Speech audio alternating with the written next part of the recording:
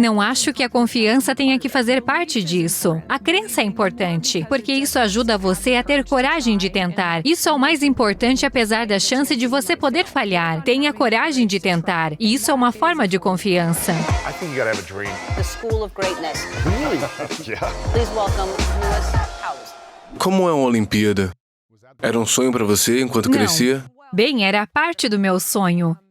Eu tinha um pequeno caderno quando era mais jovem que dizia: "Vou ser campeã olímpica." Acho que era algo como: "Vou ser a mais jovem medalhista de ouro olímpica da história." E isso realmente aconteceu. Mas 15, 16, quantos anos tinha? eu tinha 18. Eu 18. fui a mais jovem medalhista de ouro no slalom. Claro.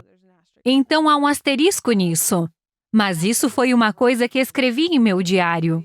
Na maioria das vezes, meus objetivos não tinham nada a ver com as Olimpíadas. Meu objetivo sempre foi: eu quero ser a melhor esquiadora do mundo.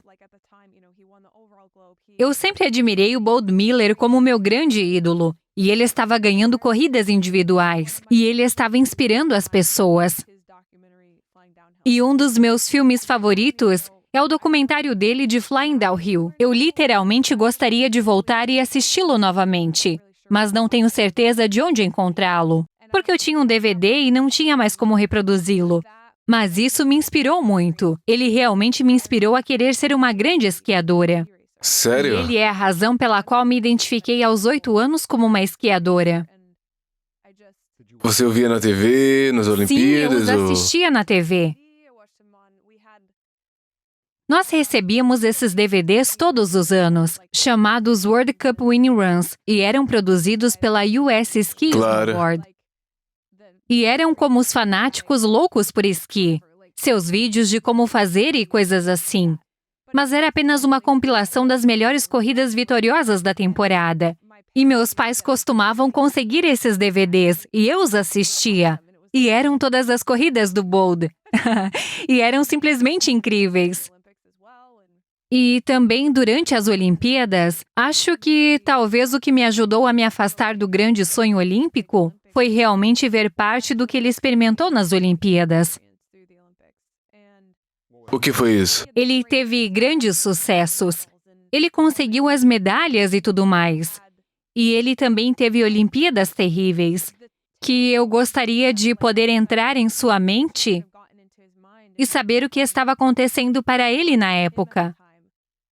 Se era sobre pressão, se era sobre isso ou aquilo, ou se ele simplesmente não se importava porque ele era o tipo de atleta que pensava: não me importo com uma medalha, eu quero experimentar o que quer que seja satisfatório naquele momento.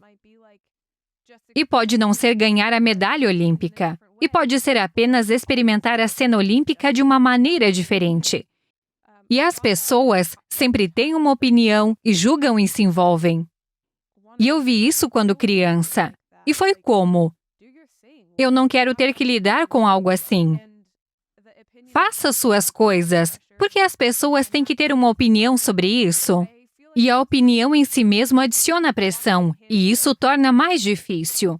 Eu sinto que assistir a ele passar pelos sucessos que teve e pelos desafios que enfrentou, me deu uma visão sobre minha própria filosofia e sobre o que considero importante no esqui. É tão chato, mas é apenas sobre a curva e fazer as curvas realmente boas. Interessante. Como Sobre... quando você fala sobre o processo e tudo mais. E eu sei que no esporte, as pessoas realmente querem ouvir sobre suas metas de querer ser o melhor de todos os tempos. A história do Michael Jordan, eu sei que você vai ser campeão da NBA. Você vai fazer isso. Você vai ser o melhor. E toda a empolgação e pressão se acumulam. E então ele faz e é maior do que... E eu sempre pensei: eu não acho que vou fazer nada disso. Eu realmente só quero ser uma esquiadora muito boa e esquiar bem e rápido. E talvez um dia eu possa ser a melhor do mundo. E se eu puder fazer isso, talvez eu possa segurar isso. E agora já se passaram 12 anos competindo na Copa do Mundo, onde eu estive mais ou menos no nível mais alto. Eu ainda estou incrédula, mas sempre volto aos dias em que assisti aos meus maiores ídolos, Bode Miller, Anita Koselleck e todos esses atletas que eu admirava. E eu não sei, Você vê a luta que eles têm e vê isso de uma perspectiva externa. E agora, tendo passado por muito disso e visto isso de uma perspectiva interna, todos nós sentimos e experimentamos de maneira diferente. Sentiu que a A pressão? pressão ou o fracasso ou o sucesso, seja o que for. E todo mundo se inspira por algo diferente. Então, há alguns atletas por aí que literalmente podem vencer corridas só porque querem vencê-las. Apenas pensar, eu quero vencer esta corrida, lhes dá a mentalidade certa e a intensidade certa, e eles vencem. E quando eu penso em querer vencer, eu nunca venço. Nunca, Sério? nunca. Se eu estou pensando em... Você quase nunca Sim, se perde. estou pensando em vencer, não vou vencer a corrida. Para com isso. Quase 100% das vezes. Então você pensa em Eu quê? tenho que pensar na intensidade da minha esquiada ou tenho que pensar em correr a pista em vez de vencer. Sempre tem que ser o que está acontecendo entre a largada e a linha de chegada, não o que vai acontecer depois da linha de chegada. Uau! E isso eu não sei, é um pouco... Sinto que é um pouco de piegas, mas é como sem falhar. E o que acontece é que você tem que focar na próxima curva. Sim, na próxima curva. O processo de chegar à linha de chegada é o que permite que você vença a corrida. E é aí que minha mentalidade precisa estar. Com o que você luta mais? É superar o fracasso ou ter todo o sucesso? Sinto que foi... Passei por fases. Só tenho 28 anos. Eu poderia resumir minha carreira até agora em diferentes fases. No início, era quase como se não houvesse pressão. Eu tive sucesso bastante cedo, mas sempre foi. Isso é tão surreal. E eu me pergunto se é até real. E pode ser um sonho.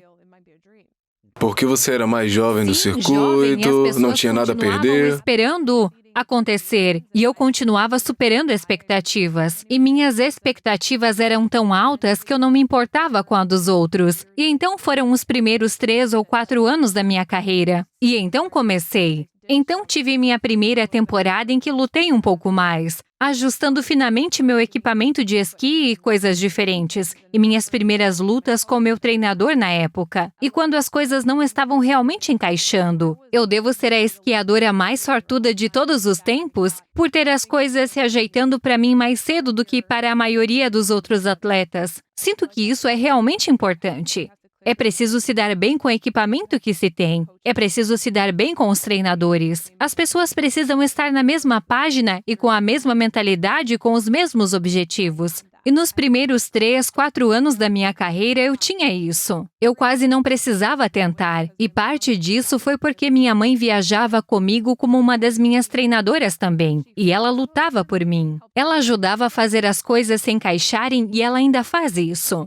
Mas há tantas dessas diferentes variáveis que têm que se encaixar, cair no lugar, ser forçadas a se encaixar, que vai além de apenas fazer boas curvas. E então, quando se tratava do meu trabalho, que era literalmente fazer boas curvas, eu conseguia fazer. E então comecei a ter sucesso desde cedo. E era apenas como as pessoas estavam, tipo, isso não é real, isso não pode continuar acontecendo. E então continuou. E então todo mundo percebeu. E a mídia e o público, e apenas todo mundo assistindo percebeu isso na temporada em que realmente me machuquei. Em que ano foi isso? Foi em 2015. 2014, 2015. Sim, a temporada de 2014 e 2015. E eu me machuquei em dezembro de 2014. E depois voltei em fevereiro de 2015. Então fiquei fora por uma boa parte da temporada. Mas tive uma distensão do ligamento lateral medial. E depois uma fratura na placa tibial. E depois uma contusão óssea. Que provavelmente é o que acaba segurando todo mundo por um tempo. Surpreendentemente, há poucas pesquisas sobre contusão óssea. Mas, de qualquer forma, isso é um tópico totalmente diferente. Então, quando voltei para esquiar e me concentrei mais apenas no slalom, mas naquela temporada foi insana, porque comecei a temporada em outubro, e as 2 primeiras corridas da temporada foram esses 2 slaloms em Aspen. E eu ganhei. Foi quando eu redefini o recorde para a maior margem de vitória em uma Copa do Mundo. Quantos segundos? Foram mais de 3 segundos. Ganhamos ou perdemos corridas por literalmente 1/100º de segundo. E essas são diferenças de tempo típicas. 2 décimos, 3 décimos são grandes. 5 décimos são insuperáveis. E então, se você está ultrapassando isso, as pessoas sonham em ganhar uma corrida por talvez 1 segundo. E eu ganhei essa corrida Uau. por 3 segundos. Eu estava tipo, sério? Não sei o que acabou de acontecer. Depois de uma lesão. Isso foi antes da lesão. Ah, ok, eu ia dizer. Então era a próxima série de corridas para as quais fomos, onde eu me machuquei. Então, quando voltamos em fevereiro, me concentrei apenas nas corridas de slalom pelo resto da temporada. Eu fiz algumas corridas de slalom gigante, mas foi principalmente focado em slalom. E acho que minha margem média de vitória para toda a temporada foi de mais ou menos 2 segundos. Oh, então, meu praticamente Deus. todas as corridas, exceto uma, eu ganhei por mais de 2 segundos. Isso é louco. E então a única corrida foi a corrida de retorno. Foram 5 décimos ou algo assim. E aquela temporada é a pior coisa que aconteceu para mim, porque estabeleceu a expectativa de que agora eu iria ganhar todas as corridas por mais de 2 segundos pelo resto da minha carreira. Então voltei na próxima temporada ou quando terminei a temporada. Você tem um período de treinamento no verão. A primeira corrida da temporada foi na Finlândia, para 2015 e 2016. E eu venci por 7 décimos, 6 décimos de segundo.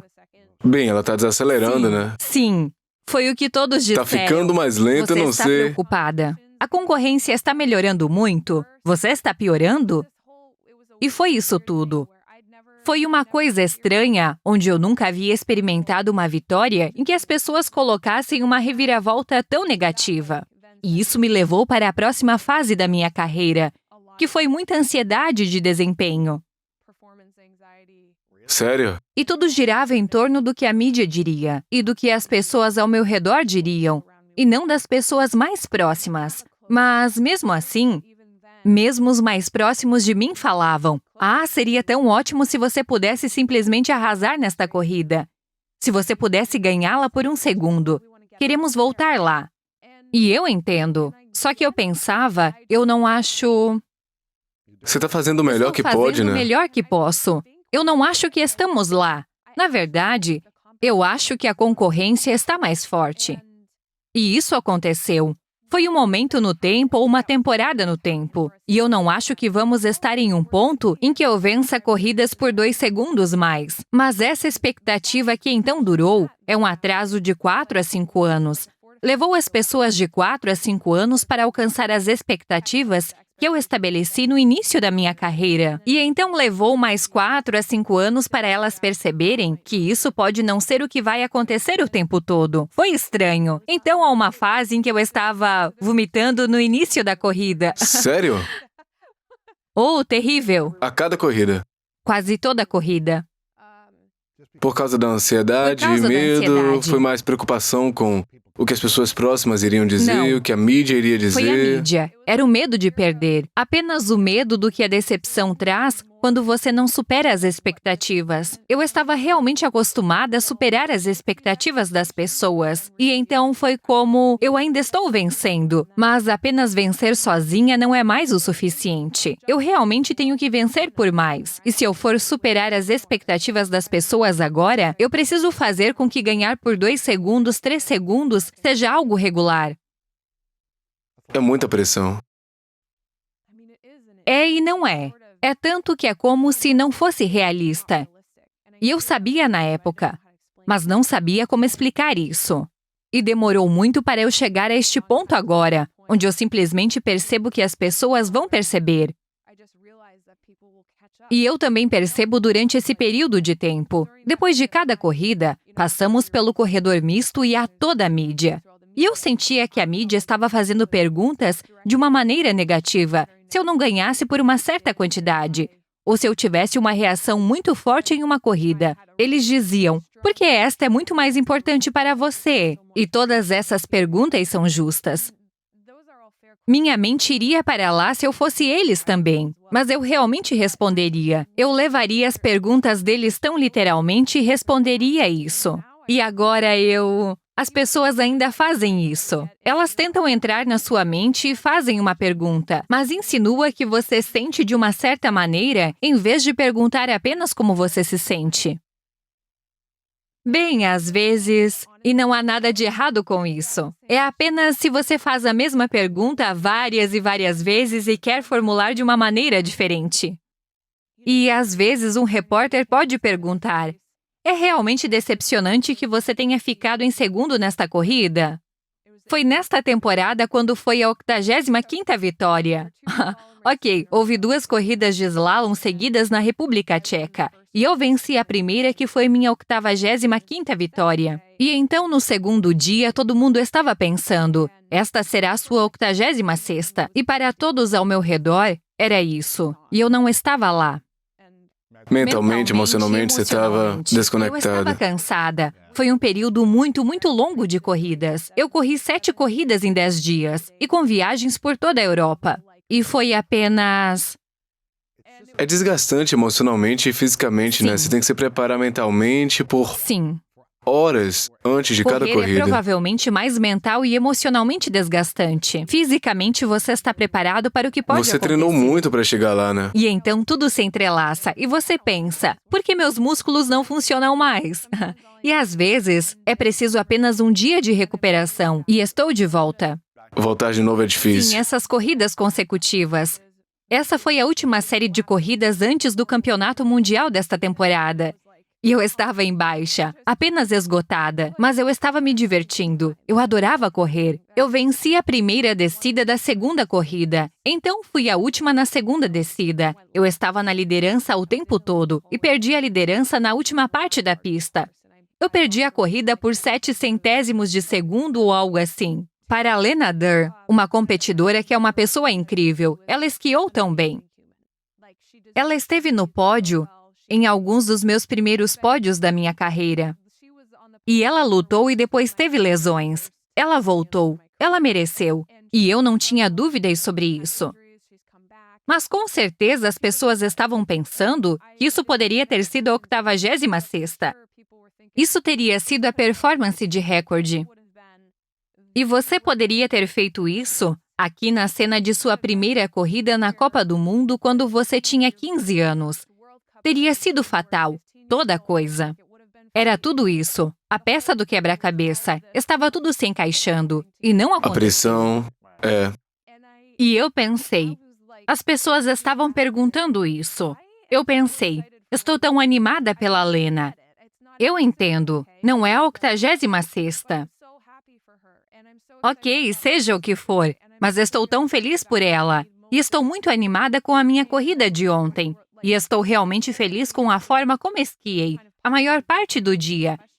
Comecei a usar essa reformulação positiva das perguntas sobre como eu realmente me sentia. E foi incrível como o clima ao meu redor mudou de andar em ovos. Ela está desapontada? O que vai acontecer? Ela vai chorar? Ela vai fazer birra? E eu estava tipo, estou bem. E todo mundo estava tipo, ah, ok. Nós podemos celebrar o segundo lugar também. Isso é legal. E eu percebi o quanto mais controle eu tenho do que eu jamais soube antes, das pessoas mais próximas de mim e de seus humores. Se eu não ganho uma corrida, eles sentem que é culpa deles, porque não fizeram o trabalho que fizeram para me preparar. Mas às vezes não é com eles. Às vezes, são apenas os fatores que não se juntam da maneira certa. E os outros competidores esquiaram melhor. E levou muito tempo para eu perceber que não é apenas eu decepcionando eles, e também que eles têm medo de me decepcionar. E vai além. Os treinadores querem fazer o melhor. Eles querem me ver vencer porque eles se importam. Há toda essa dinâmica. Há toda essa cultura lá dentro. E você realmente tem que descobrir como separar essas coisas. Eu acho. Uau. Falando em treinamento, onde você estaria sem um grande treinamento na carreira e na vida? Em lugar nenhum. Não toda a minha vida. Eu tive muita sorte com os meus treinadores, começando com meus pais, meus primeiros treinadores na minha vida. Ambos me ensinaram a esquiar. E, como eu disse, minha mãe, ela tem sido minha treinadora desde que aprendi a esquiar. Mas ela viajou comigo no meu primeiro ano da Copa do Mundo. Ela ainda viaja comigo agora. As pessoas têm um pouco de mal-entendido porque pensam, é algo frustrante para ela e para mim. As pessoas vão até ela e dizem, quando você vai parar de seguir a Michaela por aí? O que você faz o dia todo quando ela está esquiando? Ela está na pista, ajudando a definir o traçado. Ela mesmo definiu alguns traçados. Ela filma, ela está puxando cercas, colocando cercas. Ela é literalmente apenas uma treinadora de esqui. Ela é apenas uma empregada por mim, não pela equipe de esqui dos Estados Unidos. Então as pessoas têm dificuldade em entender. E alguns dos amigos dela até vão dizer, venha passar mais tempo comigo. A Michaela está bem. E eles não percebem o impacto que ela tem na minha carreira, na minha estabilidade mental. E apenas em conseguir existir na Europa por 6 ou 7 meses de cada vez sem estar em casa. Eu sou bastante familiarizada com a maior parte da Europa agora, mas ainda assim não é minha casa. E isso é algo que estou tentando plantar na mente das pessoas para que elas possam entender. Claro, para que eles parem de fazer essas perguntas a ela. Porque ela diz, não tem nada como todos ao seu redor fazendo você se sentir completamente insignificante e metida na carreira de sua filha. E quem ela pensa que é para dizer que é importante? Mas sou eu quem diz. E é tipo, de Uau. qualquer forma. Então Claro. ela é uma treinadora muito importante. Então, qual a maior lição que sua mãe te ensinou? Certo. Há muitas. E esta pode não ser a lição mais importante. Mas, bem cedo, ela e meu pai estabeleceram essa filosofia de que as coisas valem a pena ser feitas. Eu não sei como colocar isso. É mais divertido fazer as coisas se você pode fazê-las bem. E há uma maneira de fazê-las bem para que seja divertido. E vem com uma abordagem metódica e estudo e aprendizado. E isso pode ser com a escola. E pode ser como matemática. É mais divertida quando você entende. E dá um pouco de trabalho para entender. Mas depois é como fazer um quebra-cabeça, que é realmente divertido. Ou futebol. E crescendo com meu irmão, ele tem 2 anos a mais. 2 anos e meio mais velho do que eu. E nós dois queríamos jogar futebol e jogar para o time de viagens local. E era um time muito bom e precisávamos praticar e minha mãe nos ajudou. Ela pegou livros e alguns DVDs e estudávamos diferentes exercícios e coisas de futebol que poderíamos aprender, e maratona e todas essas coisas divertidas. E apenas aprender a fazer embaixadinhas, o básico disso. Aprender a driblar corretamente. Depois, você pratica trabalhando na velocidade. Você pratica a técnica de corrida. E era um passo a passo de fundamentos. E trabalhamos nisso no verão e depois voltávamos para a equipe no outono. E especialmente o técnico do meu irmão, ele falava, está bem, Taylor é uma história de Cinderela do futebol, porque ele me deu um estirão no ano anterior. Ele cresceu 1,5 pé e literalmente perdeu a capacidade de correr. E minha mãe o trouxe de volta. Ela o ensinou a correr novamente. Ela deu a ele coordenação. Ela comprou um monociclo para ele praticar o equilíbrio e todas essas coisas diferentes. Porque o objetivo dele era voltar à equipe com os amigos. E ele voltou e acabou sendo o corredor mais rápido da equipe. E suas habilidades de manipulação de bola melhoraram anos-luz do que eram. E seu treinador diz, isso é incrível. Eu nunca vi algo assim acontecer quando uma criança cresce 1,5 pé e leva mais tempo para recuperar a coordenação do que isso. E a minha mãe diz, sim, bem, é isso que acontece quando você trabalha nisso. Claro. Mas eram todas coisas divertidas também. Durante todo o verão, Taylor e eu apenas jogávamos futebol juntos. E com o esqui, é o mesmo. É tudo. Você aprende as diferentes habilidades e os fundamentos. E tênis também. Tênis é algo que amamos e é muito divertido fazer quando você está jogando bem. É frustrante quando não está jogando bem.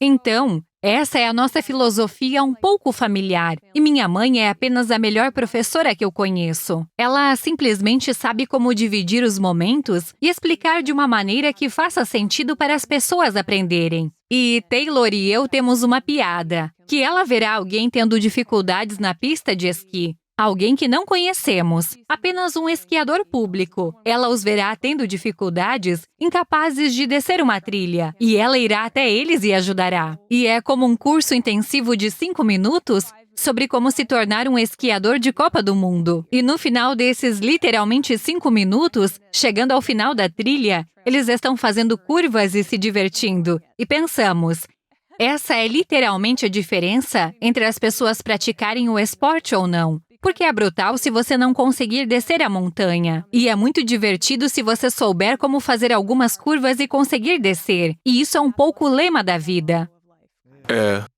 O que ela te ensinou durante aquela temporada ou várias temporadas de alta pressão com mídia, ou não ser tão rápida, ou perder de vez em quando?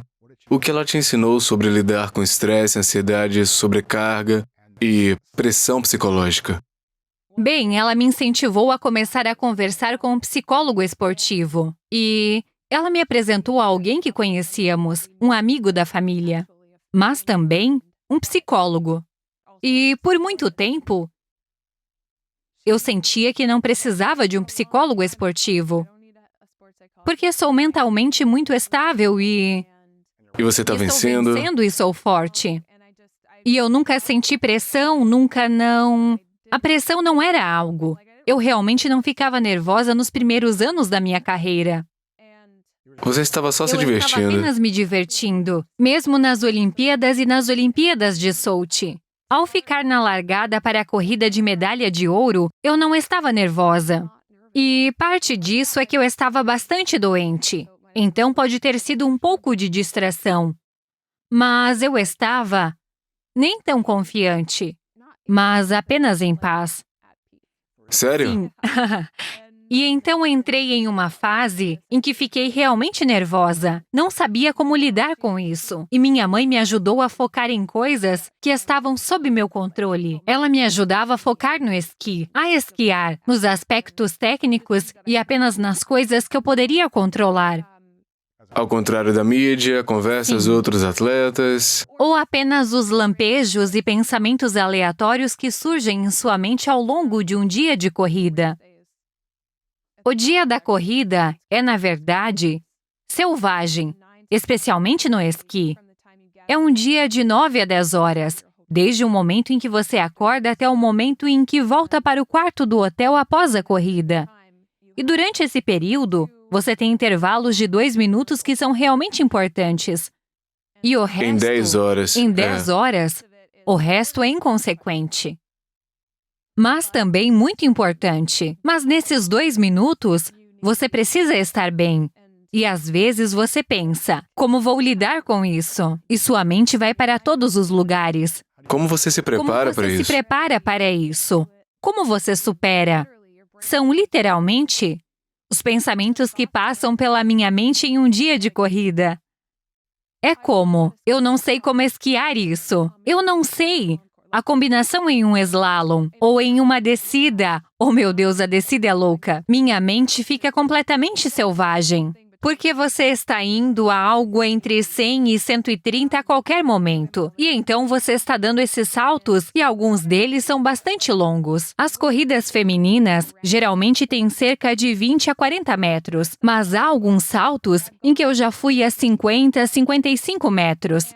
E desde pequena tive um acidente assustador ao saltar. E desde então, eu tenho imagens recorrentes de mim mesma caindo de um salto, batendo para trás, batendo com a cabeça, e o capacete voa. Meus ombros estão se agitando. E isso é numa descida. Sem falhar, quando vejo um salto, penso. Eu sei que isso não vai acontecer porque sei qual deve ser a técnica. Estou sólida no ar, mas tenho que respirar e me concentrar. E literalmente estarei na pista, esquiando em direção ao salto, imaginando que estou errando. Sério? Até o momento em que eu decolo e penso, agora ou nunca, é melhor fazer Uau! certo. O que o psicólogo esportivo te ensinou sobre como não eliminar completamente a memória da dor do passado, de cair ou potencialmente cair, ou o que for, esse tipo de coisa, Mas como saber que isso aconteceu antes para que você não seja Sim. imprudente, mas também estar em paz sabendo que dominou habilidades para estar preparada para aquele momento? Sim. Agora, eu trabalhei desde aquela primeira temporada em que comecei a trabalhar com um psicólogo esportivo. Agora trabalhei com vários psicólogos diferentes, alguns psicólogos esportivos diferentes. E, na verdade, agora, apenas um psicólogo clínico geral. E Quão útil tem sido isso? tem sido realmente. Foi enorme. E muito disso foi aprender coisas sobre mim mesma que talvez tenham sido escondidas ao longo dos anos. E talvez eu tenha começado a mudar meu foco das coisas que eram importantes para mim, para as coisas que pareciam importantes para todo mundo, e apenas encontrar um equilíbrio. Porque sinto que ambas as coisas são importantes. Muitas vezes, falamos nesta era sobre autocuidado, autoamor e apenas enfatizar o que é importante para você.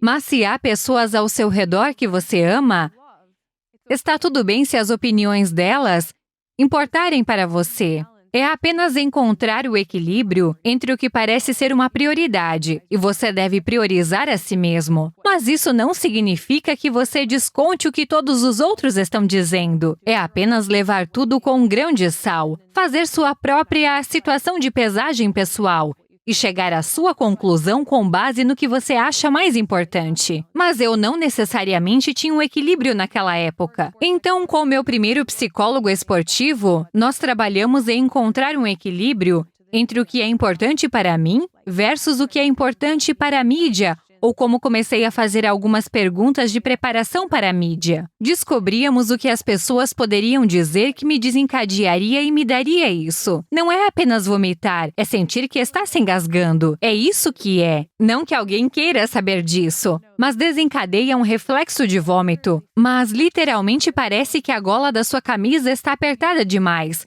e você tem este ponto de pressão bem aqui. Sua comida está presa na garganta. Isso desencadeia.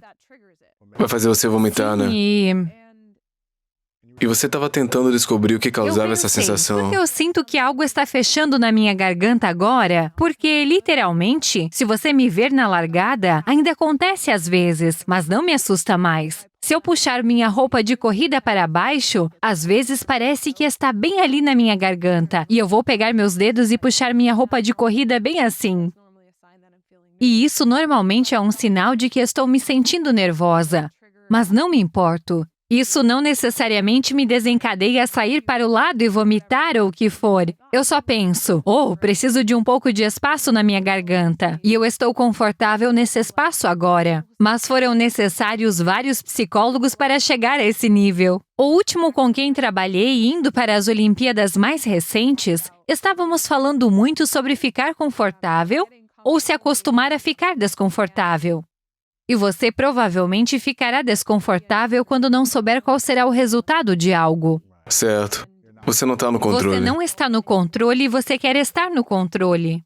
É assim que eu costumava pensar. Não me importava com o resultado. Eu realmente me importava como eu chegava lá. E então vamos descobrir quando eu cruzar a linha de chegada. Então veremos se foi bom o suficiente para ganhar ou não. Por que você se importa mais agora do que lá? Na verdade, acho que dei a volta completa um pouco. Agora é quase como quando eu estava começando. E parte disso provavelmente tem a ver com esta temporada e o recorde. Basicamente, nesta temporada eu estava tipo, nunca senti que deveria ser a pessoa que estava perto de quebrar este recorde. Não era um objetivo. Nunca esteve no meu radar, na verdade. Eu assisti a Lindsay fazer isso, chegar lá. E isso estava acontecendo para ela. E eu nunca pensei que seria aquela. Então, mesmo chegando tão perto nesta temporada, eu estava quase como não querendo que acontecesse. Eu quase queria que o Ingmar permanecesse como detentor do recorde por toda a eternidade. Por quê? Por que não queria quebrar o recorde? Eu só... Não queria diminuir sua própria grandeza? Bem, eu não sei. Acho que senti que se acontecesse, então bem.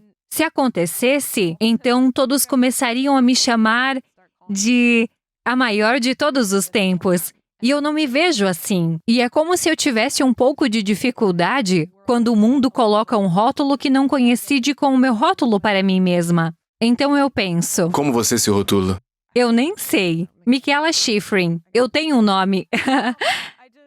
O termo GOAT é estranho para mim. E sinto que há mais de um. E o termo em si implica que há apenas um. Mas há mais de um. As pessoas debaterão LeBron James, Michael Jordan, qualquer outro pelo resto da eternidade. E acho isso bom. Acho que é uma coisa linda sobre esportes. E no esqui, espero que as pessoas debatam. E fazer parte da conversa por si só já é uma vitória para mim. Mas espero que as pessoas debatam isso pelo resto de todos os tempos. Espero que faça parte da conversa que duas mulheres americanas estão no topo da conversa sobre os maiores de todos os tempos. Isso é muito legal para o esqui americano, para o nosso esporte e para elevar o esporte nos Estados Unidos. E quero que seja parte da conversa, porque a conversa significa que as pessoas estão falando sobre isso e estão interessadas. E eu simplesmente não me vejo assumindo isso. E quero que o Ingmar, que ele seja a lenda que nunca, que o nome dele nunca desapareça do esporte, porque ele colocou o esporte na trajetória que é. Então há todas essas razões pelas quais estamos em conflito com isso. Mas no final do dia, eu simplesmente senti, bem, eu não estou me aposentando, estou me saindo bem nisso agora. Se eu continuar esquiando assim, provavelmente vou quebrar o recorde realisticamente. Quebrar, provavelmente redefinir. Eu não gosto do termo quebrar também. Resetar o recorde. Não no esqui, né? Você não quer diz dizer quebrar no esqui. Então isso não ia acontecer. Então eu estava tipo, vai acontecer quando acontecer. E só deixar isso acontecer e simplesmente não se importar com isso. Foi no início da minha carreira quando eu estava apenas interessada em descobrir qual era o meu potencial. Menos pressão e ver o que você é capaz de fazer, né? Em uma escala de 1 a 10, onde você diria que está internamente com seu nível de paz interior e autoconfiança, 10 o mais alto e 1 sendo o mais baixo de todos? A paz interior está provavelmente entre 5 e 8. Em um dia qualquer. E autoconfiança? Isso provavelmente está mais para 2. Autoconfiança em 2? Eu sou uma pessoa muito confiante. Está baixa agora? Sempre está. Por que você não tem autoconfiança mesmo estando vencendo pra caramba e também se apresentando em alto nível? Eu não sei. Minha mente, eu não sei. Eu apenas tenho inseguranças que eu acho que todo mundo tem. Eu me sinto bastante confortável não sendo extremamente confiante. E, na verdade, meu argumento pode não ser uma opinião muito popular, mas eu não acho que a confiança tem que fazer parte disso. A crença é importante, com certeza. Acreditar mais, porque isso apenas ajuda você a ter a coragem de tentar. E isso é a coisa mais importante se realmente formos aos detalhes. É apenas ter a coragem de tentar, apesar da chance de você falhar. E você pode falhar publicamente e pode receber muitas críticas. E isso provavelmente vai doer. Sabendo que o resultado poderia ser incrivelmente terrível, você ainda precisa percorrer esse caminho e tentar. Mas eu não entro em uma sala. Se eu entrar em uma sala cheia de pessoas, Sério? eu quero correr na direção oposta. Eu tô feliz que você entrou aqui, me deu um abraço e não saiu Mas correndo. é porque você veio até mim e eu fiquei tipo, oh meu Deus, e você está aí. Você é literalmente 3 metros mais alto do que eu. E a minha mente imediatamente... Você tem medo de pessoas ou de ambientes lotados ou que tipo de insegurança você tem? Eu sou talvez um pouco mais introvertida por natureza. Mas... não tenho certeza. É como o medo quando você entra. Eu não sei se você já ouviu isso, mas sei que algumas pessoas têm isso. Qualquer pessoa assistindo, você entra na cafeteria e, de repente, está completamente nu e todos estão olhando para você. Mas é mais apenas entrar em uma cafeteria e não ter um lugar. Não há um lugar para você sentar. E estou ali em pé segurando a minha bandeja. E isso foi um grande problema para mim na academia de esqui que frequentei em Burke. Se eu não fosse para uma refeição com um amigo, então eu não ia, porque eu não conseguia ficar. Se eu soubesse que iria ser a primeira pessoa lá, então ok. Mas se eu estivesse um pouco atrasada, eu simplesmente pulava completamente, porque eu realmente pensava, não consigo lidar com a ansiedade de ficar ali com a minha bandeja, olhando ao redor da sala e todos estão sentados lá, e tendo suas conversas e ninguém me vê. Ou pior, se alguém me notasse e me permitisse sentar à mesa deles. Mas são pessoas que eu talvez tenha um pouco de receio. São alguns dos estudantes mais velhos, e eu estou ali em pé segurando minha bandeja. Tipo, oh meu Deus, o que eu faço? E eu literalmente vou comer em uma cabine de banheiro antes de ter que lidar com isso. É a cena de Meninas Malvadas. É uma coisa real.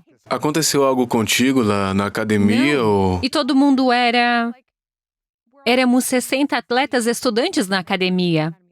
Somos Vocês uma eram família, próximos, é? Mas eu não vejo família nessa cena.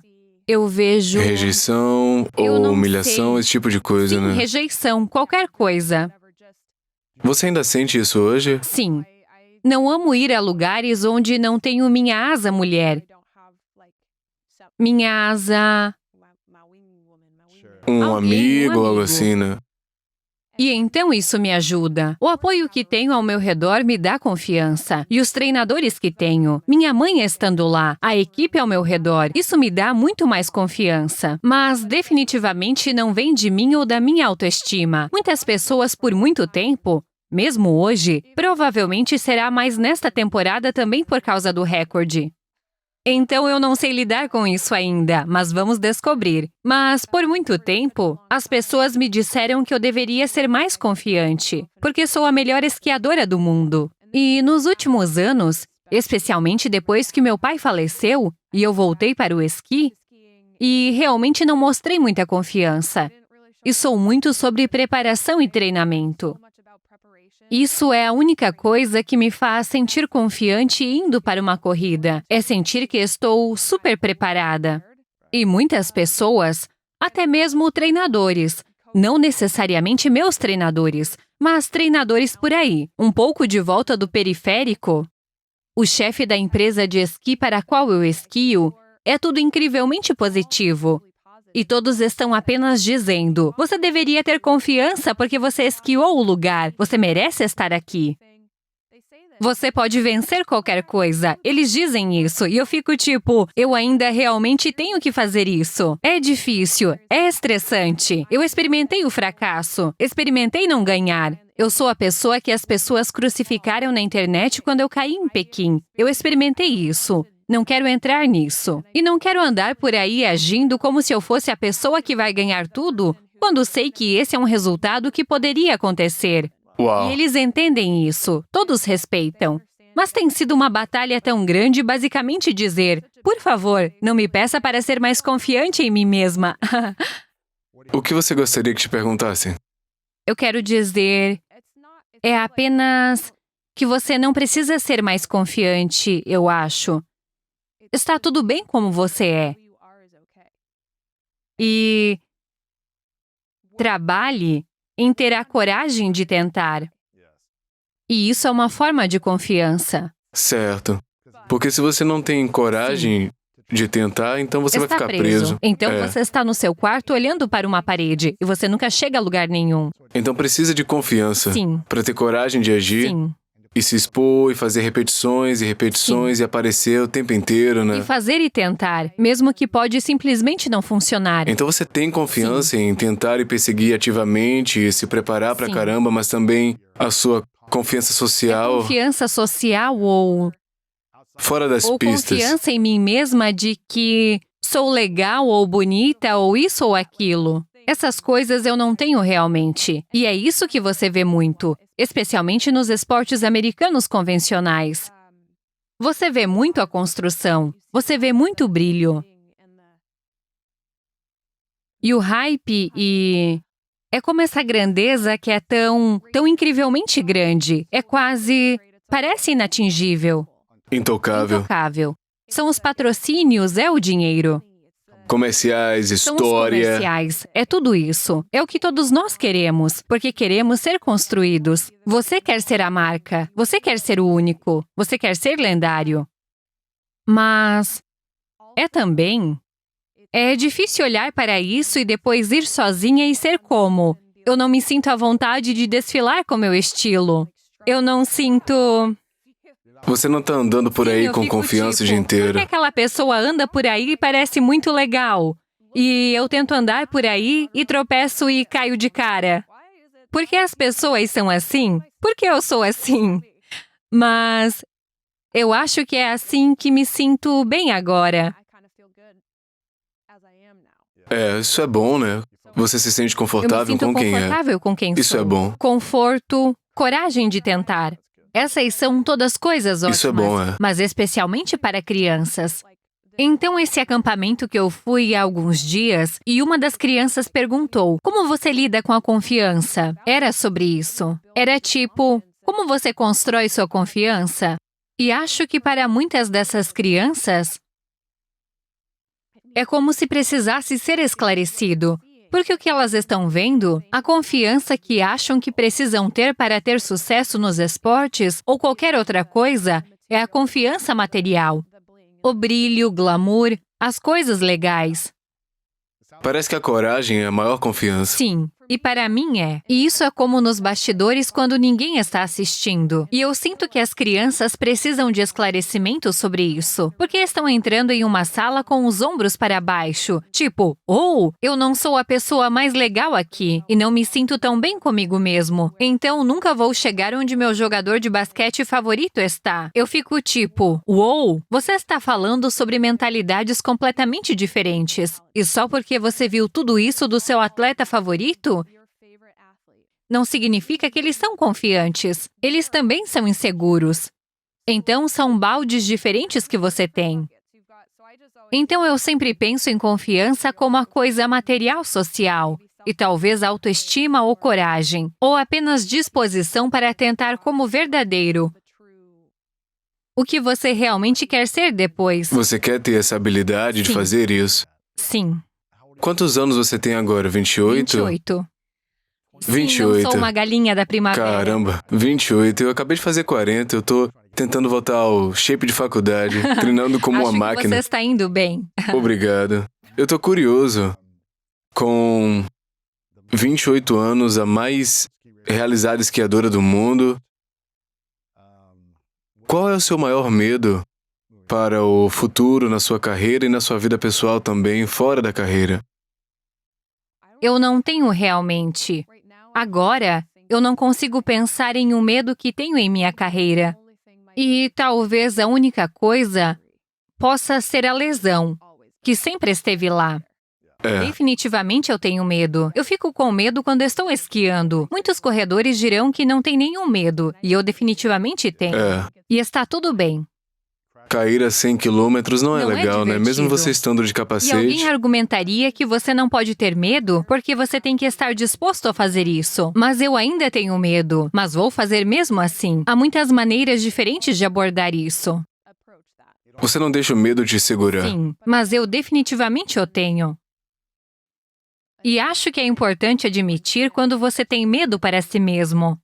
Porque é como um relacionamento, e você diz tipo, eu tenho que te dizer que estou sentindo isso agora. E então ainda você vai atrás. Com certeza. Mas, de qualquer forma, isso é um lado diferente das coisas. Acho que vou saber um pouco mais sobre o que tenho medo quando voltarmos à temporada de corridas. Essas coisas aparecem. Agora não sinto. Eu talvez me sinta um pouco no topo do mundo. Esta última temporada foi incrível. Eu não espero fazer mais nada, mas ainda estou treinando. Eu ainda sinto que estou indo muito bem com o meu esqui. E sinto que as pessoas perceberam que as expectativas são sem sentido. Porque eu as excedi. eu falhei miseravelmente. A única coisa que eu realmente posso pensar que seria um medo é como as coisas irão nas próximas Olimpíadas. E principalmente se eu não ganhar mais medalhas, como as pessoas reagiriam novamente? Mas eu realmente perguntei a alguém, um conselheiro e um dos meus patrocinadores. E eu só estava tipo, isso é uma coisa real. Eu tenho medo de me empolgar indo para essas próximas Olimpíadas ou permitir que alguém, outra pessoa me empolgue porque eu... E se acontecer de novo? E Pequim foi um evento muito isolado. Foi muito único com as condições. Houve muitas coisas lá, como o Covid. Houve apenas muitas coisas que se acumularam antes dos Jogos e durante os Jogos.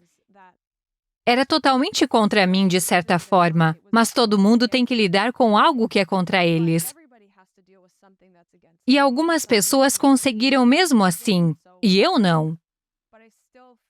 Então há isso, mas ainda sinto que eu não sei. As cartas podem se alinhar dessa maneira novamente. E eu posso fazer o meu melhor, e ainda pode não dar certo. E eu não tenho medo de tentar. Mas eu tenho um pouco de... O que as pessoas vão dizer então? Porque agora as pessoas ainda dizem, recorde, Schumacher, você não tem nenhuma medalha de ouro. E eu fico, falamos sobre isso antes. Sinto a necessidade de defendê-lo. Eu tenho medalhas de ouro olímpicas e muitas medalhas de ouro em campeonatos mundiais. Então você não sabe do que está falando. Então você tem medo de... Quando serão as próximas Olimpíadas? 2026. Então estamos há 3 anos, 3 né? anos. Então Sim. o seu medo está daqui a 3 anos. O que acontece acontecer? se eu não ganhar uma medalha, ou se eu não for medalha de ouro, Sim. o que as pessoas vão dizer sobre mim? Sim. Sim, talvez um pouco. Como isso está servindo e apoiando você na sua vida agora? Só existe. É como se não tivesse impacto sobre como me sinto para esta próxima temporada. E esta última temporada me ajudou muito porque eu ganhei medalhas no campeonato mundial. E foi como? É uma coisa de um grande evento? É uma coisa de karma? O que é isso? E houve muita polêmica em torno deste último campeonato mundial. Então foi como... Ela consegue fazer Sim. isso, é? E... E você fez. Sim. E se resumiu a como eu esquiei. Mas quase na primeira corrida que fiz, o evento combinado, eu estava esquiando muito bem. E eu saí da pista. E saí de novo. E há 3 portões da chegada. E há uma razão. Não precisamos entrar nisso agora. Mas foi como... Oh meu Deus, está acontecendo de novo. Eu fiz uma corrida ótima. E então tudo que eu precisava fazer era passar pelos últimos 2 portões. Mas você estava liderando? Sim, e teria, com certeza. Se eu tivesse chegado ao final, teria sido uma vitória. Mas não foi porque eu não cheguei. Uau, foi um erro mental no momento? Não. Foi um... Bem, foi um pouco de erro mental. Mas, na verdade, foi uma seção da pista que eram literalmente os 2 últimos portões da pista, que seriam preparados de maneira diferente por causa da forma como a luz do sol atingia a colina, mas também porque eles mudaram a linha de chegada da corrida anterior. Então era neve macia nos 2 últimos portões da pista. E eu vi isso e mentalmente não ajustei a isso. Então foi um pouco mental. Com certeza eu poderia ter feito de maneira diferente e chegado ao final, mas eu estava indo com tudo e não ajustei. Eu quero fazer algumas perguntas finais. Eu poderia ter essa conversa com a Michaela. Isso é muito inspirador para mim. Eu adoro conversar com atletas do nível mais alto. Então, é muito legal ouvir sua perspectiva, seu processo de pensamento sobre desempenho, treinamento, coaching, fracasso, sucesso, tudo isso. Como você visualiza o sucesso? Eu sei que você mencionou no início que não pensa muito em vencer, pensa na próxima curva e realmente no traçado todo, no processo e como passar por esse traçado. Mas você sonha e visualiza o sucesso no dia anterior, na noite anterior, em talvez uma vez antes do grande evento. Como é esse processo para você? Sim. é um pouco multifacetado. Eu me visualizarei ganhando uma corrida e ficando no pódio. E as festividades depois. Eu visualizo isso. Mas isso é nas horas vagas quando estou devaneando. Quando estou na academia e preciso de mais uma série. E estou pensando, isso está me matando. Você pensa nisso? Isso me ajuda um pouco nessas situações. Mas então há uma visualização, uma imagem técnica real do meu esqui. E eu faço isso quase todos os dias. Penso no esqui, sonho com esqui. E é literalmente sonhar com a maneira como quero fazer minhas curvas, que acho que é a maneira mais rápida de fazer. E quando estou realmente agora entre temporadas, é muito mais treinamento na academia. Então eu não tenho estado na neve desde o final de maio. E agora talvez eu não esteja pensando tanto nisso, mas estarei na neve novamente no final do mês, final de julho. E à medida que eu me aproximo disso, assistir ao meu esqui e imaginar e olhar algumas das minhas corridas da última temporada, especialmente as corridas que eu não venci. E talvez assistir a quem venceu essas corridas e ver o que eles podem ter feito melhor e ver no que posso me concentrar para esses próximos campos, conforme nos aproximamos da temporada. Onde tem neve em julho? Eu vou para Mammoth. Tem neve lá agora? Sim, tem neve Caramba! lá. Tem neve lá agora. Eu tava pensando, final de julho tem Eu neve em sei. algum lugar. É principalmente Eu tenho que ir pra lá. É principalmente porque a costa oeste recebeu muita neve Claro, neste é. inverno. Normalmente não seria bom nessa época. Caso contrário, iremos para o Chile em setembro. Ah, Nos isso seria divertir. legal. Seria divertido. Então, essa é uma pergunta que eu faço a todo mundo no final das entrevistas. Ela se chama As Três Verdades. Então, você tem 28 anos, mas vamos imaginar que você pode viver o tempo que quiser. Ah, meu Deus. Você pode estender a vida o quanto quiser e realizar e experimentar todas as coisas que você quer experimentar na vida. Desde esquiar até qualquer atividade que você faça depois do esqui, a vida, a família, qualquer coisa. Você pode fazer com que tudo aconteça, mas por algum motivo você não pode deixar nada para trás. Ninguém pode assistir as corridas ou qualquer conteúdo que você fez. Você tem um canal no YouTube que é bem legal. Legal. Tem os bastidores, mas tudo que você criou, essa entrevista até se foi. Hipoteticamente, tudo se foi. E você pode deixar para trás 3 lições que você deixaria para o mundo a partir da sua experiência de vida. 3 verdades que você sabe que te fazem se sentir bem. Então, quais seriam as 3 verdades ou lições que você deixaria? Acho que não tenho certeza de quem disse isso. Mas o fracasso não é o final. Isso seria uma coisa. E que pode realmente ser uma lição para ajudá-lo a ter sucesso.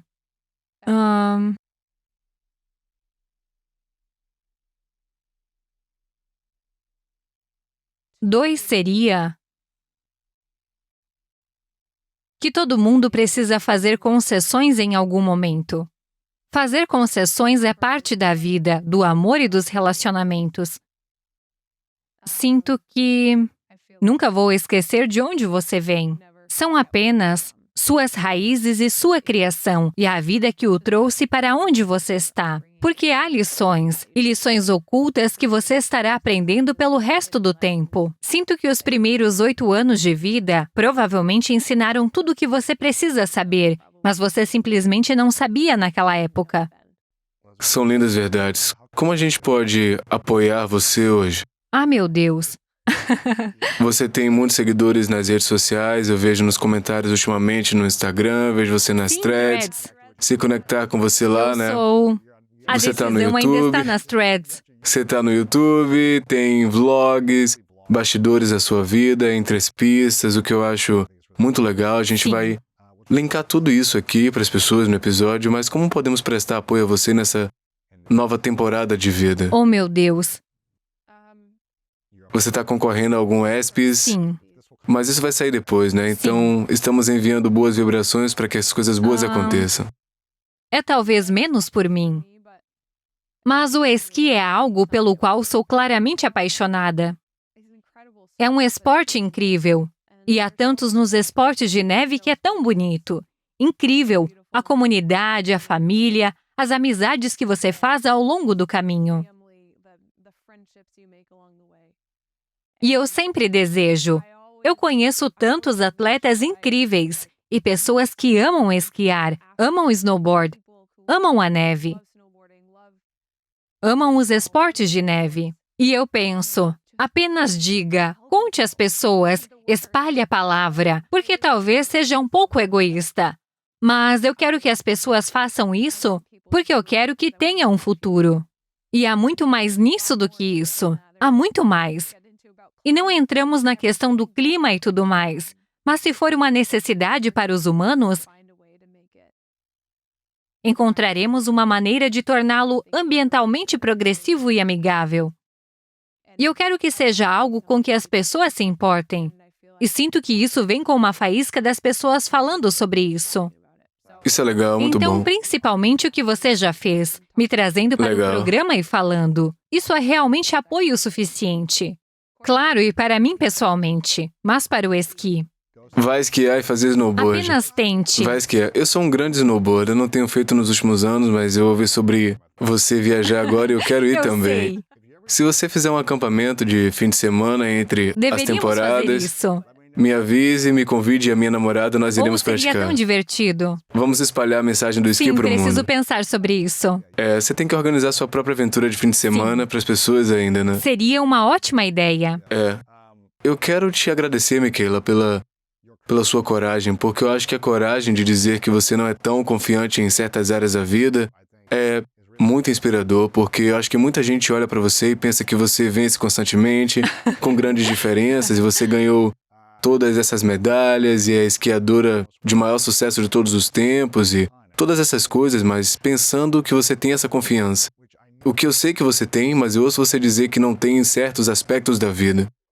Então, eu realmente te agradeço por ter coragem de falar sobre isso e também por dar a linguagem ao que significa ser ótimo em algo que você faz. Você ainda pode ficar nervosa, você ainda pode ficar insegura, mas ter coragem e tentar e fazer o seu melhor, o que realmente importa. E você incorporou isso nos últimos 10, 12 anos, desde que você está no cenário de esqui, se expondo pra caramba. Então, eu agradeço você pela sua coragem e confiança também. O que é muito, muito evidente pra mim de ver. Obrigada. Eu te agradeço por isso, Michaela. E minha pergunta final é: qual a sua definição de grandeza? Acho que a grandeza é a sensação que você tem quando faz, ou experimenta ou assiste algo que lhe dá arrepios, inspiração. Apenas a sensação de que não posso acreditar que faço parte deste momento. O que é que te faz feliz? Coisa simples. E eu não sei se isso é felicidade. Às vezes dou isso como garantido. Assim como todo mundo. São meus filhos e coisas assim. E não me preocupar em ir para a prisão. Não me preocupar em pagar minhas contas e ter minhas luzes acesas e minha água cortada.